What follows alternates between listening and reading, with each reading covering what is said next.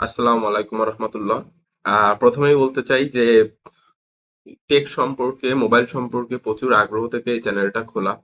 আমার চ্যানেলের ভিডিও ভালো লেগে থাকলে এখানে কোনো স্পন্সরশিপ আমি এখনো পাইনি। আমার ইচ্ছা আছে আমি এখানে যেটা সত্যি, যেটা আমার কাছে সঠিক মনে হয় আমি সেই রিভিউটাই করব। তো আমার চ্যানেলটাকে দয়া করে সাবস্ক্রাইব করে দেবেন, ভিডিওতে লাইক করে দেবেন, আর আমার পাশে থাকবেন। তো কথা না বাড়িয়ে আজকে একটা ভাই আমাকে একটা কোশ্চেন করছে। তো সেই কোশ্চেনটার উত্তর দেওয়ার চেষ্টা করি একটু বিশ্লেষণের মাধ্যমে। আসেন। তো ভাই আমাকে বলছে যে ফোন কিনতে চাচ্ছি, ইউজড আইফোন, 50 বাজেট, 50,000 টাকা, বাট অনেক রিস্কি। 12 or 13 সিরিজের, 12 সিরিজ অনেক ওল্ড, 13 সিরিজের ডিসপ্লে ইস্যু। ঠিক বলছেন ভাই। তাই ভাবতেছি স্যামসাং কেমন হবে ক্যামেরা এবং ভিডিওর জন্য। এই বাজেটে কোনটা হবে ভাই? এস সিরিজের ইউজ কোনটা? কোনোটা হবে নাকি? আচ্ছা, একটা একটা করে ভাইয়ের অ্যান্সার করার চেষ্টা করি। প্রথমে ভাইয়ের বাজেট যেহেতু 50,000 টাকা, তো এই বাজেটে আসলে ফার্স্ট হ্যান্ড অ্যাপেলের আইফোন পাওয়া খুবই টাফ। ফার্স্ট হ্যান্ড তো পাওয়া সম্ভবই না বলতে পারি এই মুহূর্তে। তো 50,000 টাকার ভেতরে যদি আপনি 12 বা 13 সিরিজের কোনো ফোন পেয়ে থাকেন, ভাই আমি অনেস্টলি অপিনিয়ন দিতে পারি আপনি প্রথমত 12 সিরিজটাকে স্কিপ করবেন। কজ 12 সিরিজটার ব্যাটারিটা এখন একদমই আপনি ভালো পাবেন না।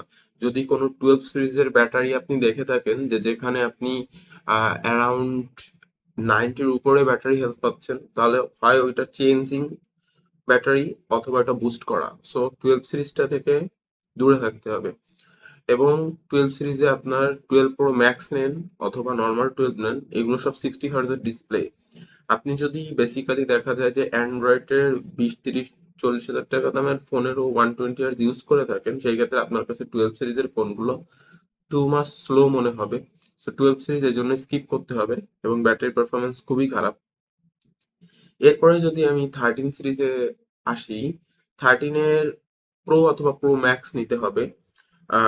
কারণ ওইখানে আপনি 120 হার্জের একটা স্মুথনেস পাবেন, যেটা আপনাকে মনে করায় দেবে যে না, আপনি আসলে একটা আইফোন ইউজ করতেছেন এবং অনেক দাম দিয়ে একটা ফোন কিনছেন। এখন এইটা আসলেই কমপ্লিকেটেড ভাই। 13 সিরিজ কিনতে গেলে সত্যি কথা বলতে বুকে পাটা থাকা প্রয়োজন, বা বুকের পাটা লাগে। 13 সিরিজ হচ্ছে ফার্স্ট আইফোনের সিরিজ যেখান থেকে আপনার ডিসপ্লের ইস্যুটা স্টার্ট হয়েছে। কিন্তু 13 প্রো ম্যাক্সের মোস্ট অফ ফোনেই কিন্তু আপনার ডিসপ্লেতে ইস্যু আছে। কিছু কিছু ফোন আমার ফ্রেন্ডরা ব্যবহার করে, ওই ফোনগুলো দেখতেছি। আমার একটা ফ্রেন্ডের 13 প্রো আছে, এখনো পর্যন্ত ডিসপ্লেতে কোনো সমস্যা দেখা দেয়নি, আপডেট করে না অবশ্য। তো আমি বলতে পারি 13 সিরিজের ফোনটা এমন একটা ফোন যেটা আপনার নিলে আপডেট তো করাই যাবে না। অথেন্টিসিটি যদি আপনি চেক করে দেখেন যে না, এটা আসলে ঠিক আছে, এটায় তেমন কোনো সমস্যা নাই, তাহলে সেই ক্ষেত্রেও দেখা যাচ্ছে যে উম, আপনার আপডেটের প্রশ্নই আসে না। আর আপনাকে আসলে এইটা মাথায় নিয়ে ইউজ করতে হবে বা কিনতে হবে যে যে কোনো সময় ডিসপ্লেটা নষ্ট হয়ে যেতে পারে। এজন্য 13 সিরিজটাকে অ্যাভয়েড করতে বলবো। পাশাপাশি 13 সিরিজে আপনি ব্যাটারি ব্যাকআপ ভালো পাবেন না। দেখেন, একটা অ্যাপেল ফোন আপনি যত যত্ন সহকারে ইউজ করেন না কেন, এখনকার যে অবস্থা, তাতে অ্যাপেল ফোনে আপনি 80% অব্দি ব্যাটারি হেলথ। এখন হচ্ছে iPhone 17 Pro Max বের হয়ে গেছে, এখন 12 বা 13, 4 বছর বা 5 বছর আগের ফোন ধরতে গেলে। তো এই ফোনগুলো আসলে আপনাকে ব্যাটারি ব্যাকআপ মোটেই সন্তুষ্টজনক দেবে না। তো আমার পক্ষে মনে হয় যে ভাই, যদি ওই লোগোর প্রতি ফ্যাসিনেশন বা টান না থাকে, এক কথায় বলতে গেলে, আর যদি মনে করেন যে আহ, আপনি চাচ্ছেন যে একটা ফোন ইউজ করবেন, ইউজ করে আপনার কাছে ভালো হতে হবে তার সব দিকগুলো বিবেচনা করলে, তাহলে ভাই আমার কাছে মনে হয় 12 বা 13 সিরিজ এই মুহূর্তে আপনার স্কিপ করা বা অ্যাভয়েড করা সব থেকে বেটার হবে। এখন আসি আমি স্যামসাং এর ক্ষেত্রে। তবে না, আমি আরেকটু বলি, যদি একান্তই নিতে মন চায় ভাই, আপনি 13 প্রোর উপরে দেখতে পারেন। ঠিক আছে?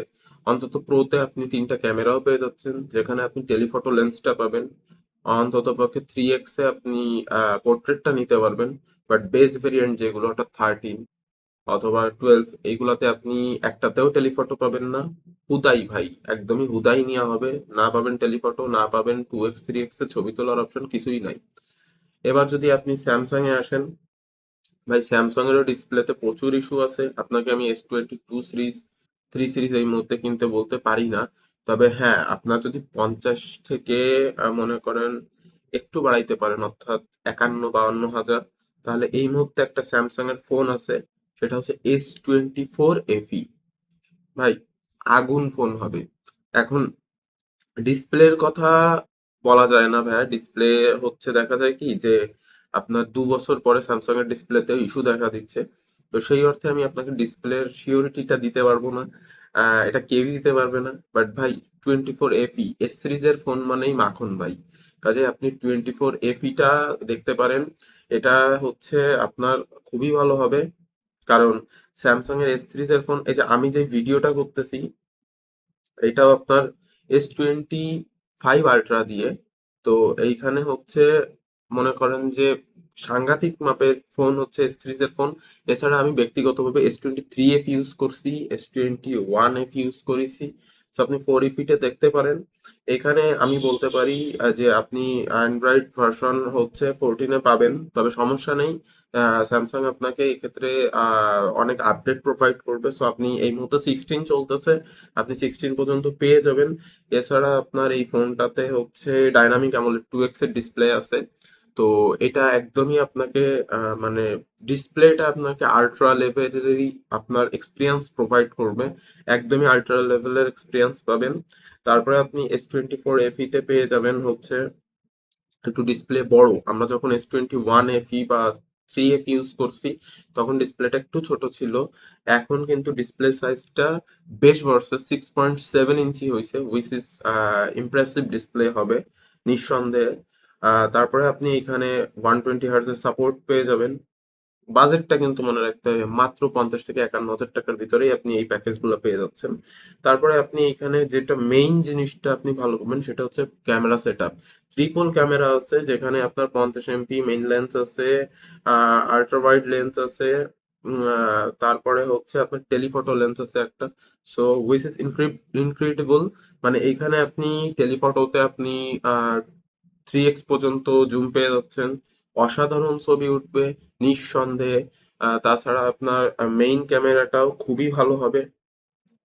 এছাড়া আপনার সেলফিতে 10 মেগাপিক্সেলের ক্যামেরা আছে। এটা হচ্ছে ফ্ল্যাগশিপ লেভেলের 10 মেগাপিক্সেল দিছে। আপনি অনায়াসে এই 10 মেগাপিক্সেল দিয়েও মনে করেন যে দুর্দান্ত ব্লগিংও করে ফেলাইতে পারেন। সেলফি তো অনেক পরের হিসাব। আহ, তাছাড়া আপনি এখানে IP68 এর রেটিং পেয়ে যাচ্ছেন, ডাস্ট প্রুফ, ওয়াটার প্রুফ, যেখানে 1.5 মিটার পানির নিচে আপনি 30 মিনিট রাখতে পারেন। যদিও বা এটা মনে রাখবেন যে ফোনে কিন্তু কখনো আপনার ওয়াটার রেজিস্ট্যান্ট বা ওয়াটার কোনো ক্ষতিগ্রস্ত হলে পানিতে পড়ে, তাহলে ফোনের কিন্তু ওয়ারেন্টি গ্যারান্টি থাকে না। সো অবশ্যই আপনার এটা মাথায় রাখতে হবে। ইভেন আপনি যে 51-52 হাজার টাকা দিয়ে ফোনটা কিনবেন, ওটা আনঅফিসিয়াল কিনতে হবে। কজ এটার যেটা মানে যেটা অফিসিয়াল বাংলাদেশ, সেটা 1 লাখ টাকা প্রাইস। সো আনঅফিসিয়ালে কোনো রকমেরই কোনো ওয়ারেন্টি পাবেন না। 25 ওয়াটের চার্জার আছে এই ক্ষেত্রে। 50% চার্জ আপনার 30 মিনিটে হয়ে যাবে। তো এটার আরেকটা যে পয়েন্টটা সেটা বলে দিই, এটা যেটা 256 জিবি ভেরিয়েন্টের, ওইটা UFS 4.0 আছে। আর যেটা আপনার এই যে 128 জিবি ভেরিয়েন্ট, এটা UFS 3.1। তবে এস সিরিজের ফোন চালায় অন্য লেভেলের মজা আছে ভাই। আমি নিঃসন্দেহে বলতে পারি আপনি হচ্ছে S24 FE টা দেখতে পারেন। এক্সাইনোসের প্রসেসর, ফোনটা একটু হিটিং করবে, বাট ফোনটা ভালো হবে। স্যামসাং এর ইউআই চালায় আপনি মজা পাবেন, সব দিক থেকে বেটার। আর 12 আর 13 সিরিজের কথা তো বললাম, আপনি ব্যাটারি ব্যাকআপ নিয়ে একদম হতাশাগ্রস্ত হয়ে যাবেন। তারপরে অ্যাপেলে অনেক সমস্যা আছে, আপনি 80-র উপরে চার্জ করতে গেলে আপনি অনেক প্রবলেম পাবেন। যদি ভাই আপনি নতুন সিরিজের ফোনগুলো দেখতে পারতেন, অর্থাৎ 16-17, তাহলে আমি নিঃসন্দেহে বলতাম আপনি নিতে পারেন। বাট যখন আপনি এত ওয়ার্ল্ডে চলে যাচ্ছেন, উইচ ইজ 12-13, তখন আপনি স্কিপ করে এটা দেখতে পারেন। আর এর ভিতরে একটা অফিসিয়াল অপশনও আছে, সেটা হচ্ছে স্যামসাং গ্যালাক্সি A56। তবে আমি বলবো যে ওটার থেকে আপনি এফিটা দেখেন। আনঅফিসিয়াল হলেও আল্লাহর নামে কিনে ফেলান, চালায় হিউজ মজা পাবেন। যাই হোক, অনেক বড় হয়েছে ভিডিওটা। আমার চ্যানেলটাকে সাবস্ক্রাইব করে দেন দয়া করে, আমার পাশে থাকেন। আর আমি এখন থেকে রেগুলার টেক ভিডিও আনার চেষ্টা করব। ধন্যবাদ। আল্লাহ হাফেজ।